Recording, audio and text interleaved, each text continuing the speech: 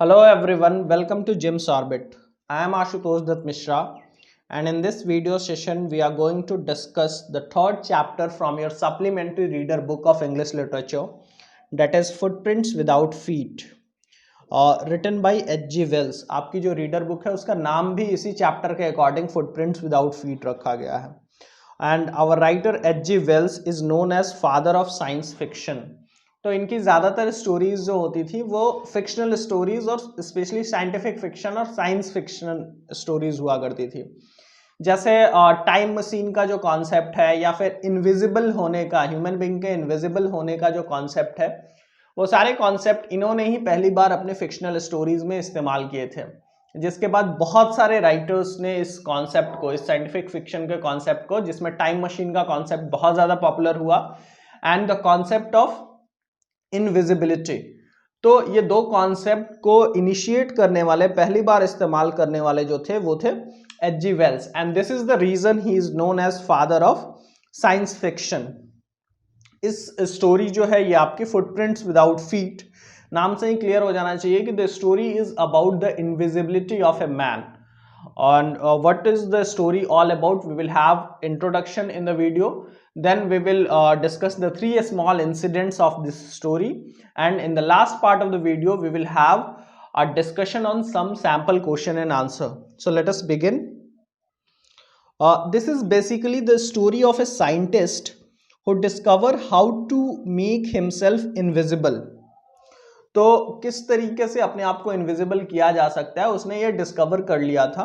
उसी साइंटिस्ट की ये स्टोरी है. इस स्टोरी में तीन छोटे छोटे इंसिडेंट हैं जो साइंटिस्ट के साथ होते हैं. उसी this story is the compilation of these those three incidents. तो उससे आपको क्लियर हो जाएगा कि वो जो अपनी डिस्कवरी का यूज कर रहा है या मिसयूज कर रहा है. तो डज ही यूजेस और misuses his own discovery. The name of the scientist is Griffin, who is a brilliant scientist but lawless person. मतलब उसके बारे में कहा जाता है ऐसा, इस स्टोरी में एक जरा सा जिक्र है इस बात का कि वो अपने रेंट पे नहीं करता था, इसकी वजह से उसे जो है वो निकाल दिया जाता है. उसका लैंडलॉर्ड उसे पसंद नहीं करता था और उसे निकाल देता है घर से. But now he is having the technique of being invisible. तो वो उस टेक्निक का इस्तेमाल करता है. ही swallowed certain rare drugs and his body became as transparent as a sheet of glass, though it is also remained as solid as glass. Invisible होने का मतलब कहीं से भी ये नहीं है कि वो एकदम एग्जिस्ट ही नहीं कर रहा है, ग्लास की तरह है. Means his body is transparent, और वो तभी ट्रांसपेरेंट होगा व्हेन ही वियर नथिंग, मतलब व्हेन ही इज नेकेड. जब वो नेकेड रहेगा तभी वो इनविजिबल है, वो किसी को दिखाई नहीं देगा. अगर वो अपने कपड़े पहनता है तो कपड़े वो दिखाई देंगे लोगों को. His body become transparent just like as glass, जैसे ग्लास ट्रांसपेरेंट होता है और ग्लास भी अगर आप टच करो तो फील होगा. तो he is physically available there but he is transparent, he is invisible. Now चूंकि उसके लैंडलॉर्ड जो है वो उसे निकाल देते हैं, तो he became a homeless wanderer without clothes, without money and quite invisible. तो बिना कपड़ों के वो इसी तरीके से घूम रहा होता है, बिना पैसों के, wandering in the streets of London during, but the time was not favourable for him because it's the winter time, mid winter, जनवरी का टाइम होता है. और अगर वो फुट, उसके पैर में कहीं धूल वूल लग जाए या कुछ मड लग जाए तो उसके फुटप्रिंट्स दिखते हैं.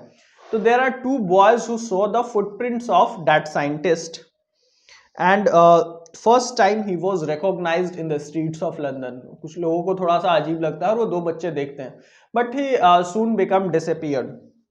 Now we will move on to the three small incidents. एक एक करके एक एक इंसिडेंट को समझेंगे कि क्या क्या उसके साथ होता है. तो वो ठंड के दिनों में ऐसे ही लंदन के स्ट्रीट्स में घूम रहा है.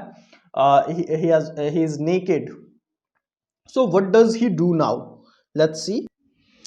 तो वो करता क्या है, slips into the big London store at night for warmth, wear shoes and overcoat and wide brimmed hat, had dinner, cold meat and coffee, sweets and wine, run out of the shop quickly, taking off his newly found clothes one by one. तो you can see the figure here. होता उसके साथ ये है कि because the time was not favorable for him, it was the time of mid January. तो जनवरी के आसपास का टाइम होता है. लंदन बहुत ही सिवर करने वाली हवाएं, कोल्ड हवाएं जो हैं वो चल रही होती हैं। तो उस ब्रिज से बचने के लिए, उन हवाओं से बचने के लिए वो रात को क्या करता है, एक लंदन स्टोर में, द बिग लंदन स्टोर, वहां पे वो अंदर चला जाता है एंड ही वाज इनविजिबल तो no one can see him. और रात में वो वहीं रुकता है, वहां चूंकि वो शॉप होता है तो वहीं से वो जूते पहनता है, ओवरकोट पहनता है and white brimmed hat just for the warmth, क्योंकि उसे गर्मी मिले। वहां पे वो बहुत अच्छे खाने खाता है, had dinner, cold meat and coffee वहां के किचन में होता है, sweets and wine also he takes. और जैसे ही everything would be fine if he could awake early and get out of the shop before anybody come. But though staffs जो है वो आ जाते हैं सुबह सुबह, दो जो असिस्टेंट होते हैं वो आते हैं, और जैसे ही वो देखता है तो वो काफी क्योर्स में हो जाता है और भागने लगता है। वो अब भागने में काफी अपने आप को मैनेज कर पाता है, और एक एक करके you can see here in the picture, that is also in your book. तो वो एक एक करके सारे अपने कपड़े जो है, चूंकि ओनली तो क्लॉथ्स वर बीइंग अपीयर्ड, सिर्फ वो उसके कपड़े दिख रहे थे, तो एक एक करके वो अपने कपड़े फेंकते जाता है और वो फिर से क्या हो जाता है, become disappeared, he become invisible. तो this is the first incident. कहाँ पे होता है, you just remember some names, that is the big London store. Now moving on to the second incident. अब वो सोचता है कि वो जहाँ पे थिएटर हाउसेज हैं, जहाँ पे क्लाउन के कपड़े या फिर बहुत सारे आर्टिस्ट के कपड़े मिलते हैं, वो ऐसे किसी शॉप में जाएगा और ऐसे कपड़े सर्च करेगा जो that he could cover his whole body, even his shoulder, his neck, his mouth और हेड भी वो पूरे तरीके से कवर कर लेगा। ऐसे किसी शॉप में वो जाना चाहता है। So he went to the Drury Lane, ये लंदन में एक जगह है, this is a lane in London, the centre of the theatre world, और वो जगह is suppose to be the centre of theatre world, theatre भी वहां पे है, and the shops related to the articles of theatres, और उससे related items के लिए जो दुकानें हैं वो वहां पे एग्जिस्ट करती हैं। तो वो किसी एक दुकान में, बिकॉज ही इज इनविजिबल, वो आसानी से जा सकता है, तो वो किसी एक दुकान में चला जाता है। He wears bandage round his forehead, dark glasses, false nose, big bussy side whiskers and a large hat. So this time he has the opportunity to choose a variant clothes of artist or of clowns or something.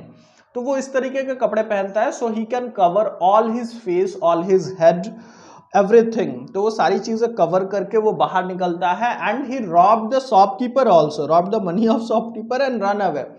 वो उसे पूरी तरीके से लूट लेता है, जो भी उसे पैसे मिलते हैं वो वहां से उसे रॉबरी करके चला जाता है। Now he thinks it's not safe for him to be in London, because London is a crowded city and it's quite being difficult for him to stay in London with his invisibility, क्योंकि crowded city है और बहुत सारे लोग हैं, तो वो सोचता है कि किसी शांत सी जगह पे मैं चला जाऊं। That's why he decided to go to a village. And in this village, this is the place where the third and the last incident occur, which is the important incident, which is the most important incident of this story. दो incident आपको clear होंगे। पहले वो क्या करता है, in the very first incident, वो एक स्टोर में जाकर के वहीं खाना वाना खाता है और फिर सुबह जो है वो भाग आता है वहां से। सेकेंड इंसिडेंट में वो एक ऐसे शॉप में जाता है जहाँ क्लाउन और आर्टिस्ट के कपड़े मिलते हैं, और फिर उसको भी रॉब करके उसको वहां से भाग आता है। And in the third in the third incident वो क्या करता है, Griffin took a train to the village of Iping. ये कुछ नाम है जो आप याद रखिएगा। First incident took place at कहाँ पे होता है, the first incident took place at the grocery store of London, the big store of London, Big London store. The second incident occur at Drury Lane, the center of theatre world, and the third incident occur at Epping village है एक छोटा सा जो London से दूर होता है, वो वहाँ की टिकट लेता है और वहाँ चला जाता है। He booked 2 rooms at local inn, कोई लोकल होटल में वहां पे वो 2 रूम बुक कर लेता है। And it was quite unusual for the villagers that somebody with such an unusual appearance, वो उसी अपीयरेंस में है, in the appearance he had run away from that shop of the theatre world. तो वहां से जिस अपीयरेंस में भागा होता है वो उसी अपीयरेंस में होता है ऑलमोस्ट, कि उसके जो सर है वो पूरी तरीके से वो बंधा हुआ है, कवर्ड है। और it was quite strange and unusual appearance as well as his strange behaviour. और चीजें स्ट्रेंज इस वजह से भी थी बिकॉज विंटर के टाइम में उस विलेज में शायद ही कोई बाहरी व्यक्ति आकर के वहां रुकता था। तो that was a question of doubt for the landlord's wife Mrs Hall. तो हॉल उस क्या बोलते हैं, हॉल उस इन के, उस होटल के मालिक का नाम था, and her wife is, his wife is Mrs Hall. तो वो क्या करती है कि वो उससे थोड़ा सा फ्रेंडली होने की कोशिश करती है, बट द साइंटिस्ट क्लियरली किसी भी तरीके की जान पहचान जो है वो नहीं बढ़ाता है। तो डेट्स वाई, और वो कहता है कि वो यहाँ पे सॉलिट्यूड के लिए आया है, एकांत के लिए आया है, so he can work for that. और इस वजह से उनको लगता है कि एक साइंटिस्ट है, may be it may be a possibility that he came here for solitude और फॉर सम कुछ इस तरीके के कि उसको एकांत में शांति मिले, for peace and tranquillity, and for doing some research on something in a tranquil space और in a space full of peace. तो इस वजह से वो लोग ज्यादा शक नहीं करते हैं शुरू में, and he gave the money also, advance में ही पैसे दे चुका होता है। बट फिर एक और कैरेक्टर यहाँ पे इंट्रोड्यूस होता है, मिसेस जैफर्स। वो विलेज का कांस्टेबल है, पुलिस कांस्टेबल जो होते हैं। तो दो तीन नाम आप याद रखिएगा। The name of the scientist was Griffin, the name of the landlord wife और landlord was Mrs Hall, and landlord wife is Mrs Hall. तो मिस्टर एंड मिसेस हॉल, फिर Mr Jaffers who is the constable, police constable in the village.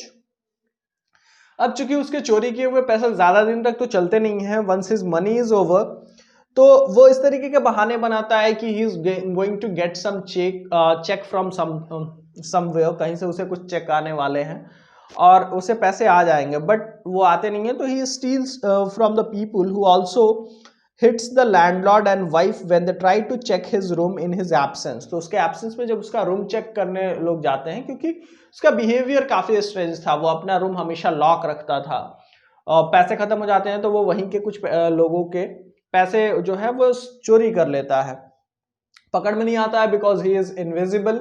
तो वो अपना एक तरीके से सारे कपड़े खोल कर जाता है, तो when he is naked he is invisible, तो नहीं पकड़ में आता है। तब फिर वो लोग कांस्टेबल को बुलाते हैं, वो थोड़ा सा घबरा जाता है, and this is the time when he comes with his original form, और वो अपना ऊपर का कवर खोल देता है। Now the people see a man without head, a headless man, and Mrs. Jaffers, the constable, also find out that he would have to arrest a man who does not have a head. तो उसे तब लगता है कि अब बिना head के आदमी को अरेस्ट करना है। They are unable to catch Griffin as he removes all his cloth and become invisible. इस बार भी वो वही करता है कि अपने सारे कपड़े एक एक करके खोल देता है और फिर इनविजिबल हो जाता है। He even knocks out Jaffer as he tried to catch him. वो उसे पीटता भी है क्योंकि पंचेज जो है वो कहीं से भी आ रहे थे, and he can't even see him. So that's why it's easy for the Mr. Griffins, the scientist, to run away from that place also. तो तीन एस्केपिज्म की three escape you can see here in the story. तीनों incident जो है वो escape से ही related है, कि अलग अलग जगह पे जाता है, वहां चोरी करता है या किस तरीके से वहां रहता है और फिर भाग जाता है। तो यू कैन सी हियर कि जो साइंटिस्ट है वो किसी भी तरीके से अपनी डिस्कवरी का यूज नहीं कर रहा है, but he is misusing his own discovery. So now let us have a look some sample question and answer from this story. I have just put two questions here. First of all, what is the conclusion of the story? So conclusion काफी clear है कि कई बार जो discovery जो लोग करते हैं उसका खुद ही बहुत ज्यादा मिसयूज करते हैं। So the story tells us the human nature, और ये ह्यूमन का नेचर है, of misusing their own discoveries. Griffin is a great scientist, but he misuses his own discovery. और वो लॉलेस पर्सन है एक तरीके से। तो कैसे लॉलेस पर्सन है, अगर इस तरीके का सवाल आता है तो you can just describe the three incidents in proper manner, अगर लॉन्ग आंसर क्वेश्चन है तो।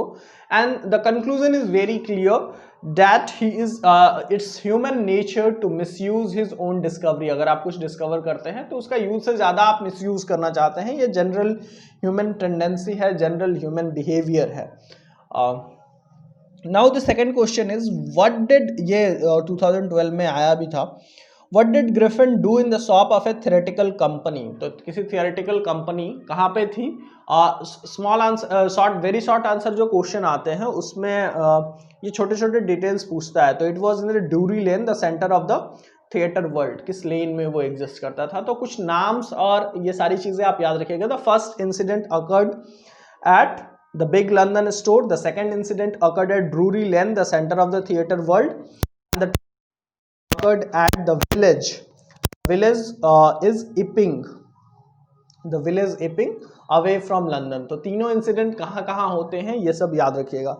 तो however the question is what did Griffin do in the shop of A theoretical company, वो क्या करता है। तो ही वहाँ पे वो जाता ही इसलिए है क्योंकि उसको आर्टिस्ट और क्लाउन के इस तरीके के ड्रेसेस मिल जाएंगे, so he can cover up all his body, पूरी की पूरी बॉडी अपनी वो कवर कर पाएगा, and would rob some money from the shopkeeper also. So the second time Griffin tried to stock of a theatrical company in hope of finding not only clothes but also something like whiskers, glasses, false nose, एक clown का एक तरीके से शकल, bandage, hat, etc. that would hide the empty space above his shoulders। तो soldiers के ऊपर भी जो empty space है उसको भी वो cover कर पाएगा। That's the basic reason that he went to the shop of a theatrical company। ठीक है, तो I hope you have well understood the story. 3 incident है छोटे छोटे, नाम आप याद रखिएगा। Mr the characters in this story is Mr Griffin, who is the scientist himself, the landlord from that village Iping is Mr and Mrs Hall, and there is a village constable also, and the name of that constable was I hope you remember Mr. Jaffer. So these are the characters in this story, and the moral of the story is very clear that human being, it's a general tendency of human being to misuse his own discovery, so as this scientist Mr. Griffin does. And you must remember know the name of the author, that is H.G. Wells, who is known as father of science fiction. Thank you for watching this video. Please do subscribe to our channel, and if you have any query regarding this chapter, you can post us in the comment section of the video. Thanks for watching. Have a great day.